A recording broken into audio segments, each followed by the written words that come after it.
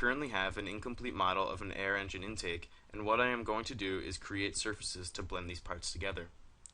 To do this, I'm going to first click on the Style button, then click on Curve.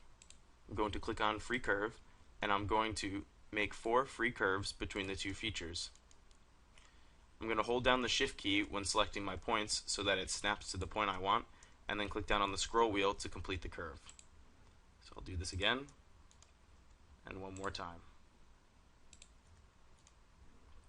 and click the check mark.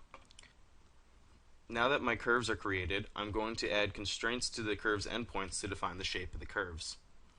So to do this, I'm going to click on Curve Edit, and I'm going to click an endpoint I want to change the constraint on.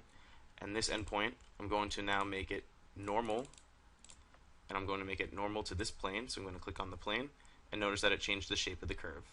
I'm going to do this same constraint again on this endpoint, so I'm going to again click normal, and the plane, and notice again it changed the shape of the curve. Now for the rest of these endpoints, I'm just going to change it to be surface tangent. So again, just click on the curve, click on the endpoint, and select surface tangent.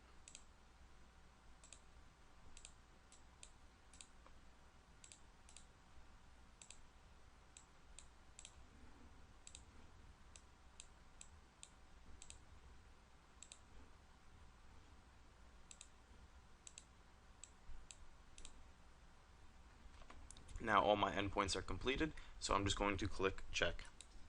Now I'm going to create my surfaces. So the first surface I'm going to create is between these two curves. So I'm going to highlight them and then click on the surface button. And now I'm also going to highlight these two lines so that the curve is flush with those surfaces. And now press OK. Now my next surface, I'm going to highlight these two curves, then click on the surface tool. And now I'm going to also click on these two curves to set more boundaries for my surface. And that looks good, so I'm just going to click down on the scroll wheel to complete the surface. And now I'm going to highlight these next two curves.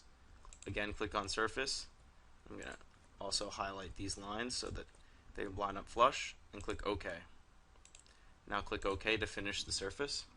And there you see, we created a blend between these two parts.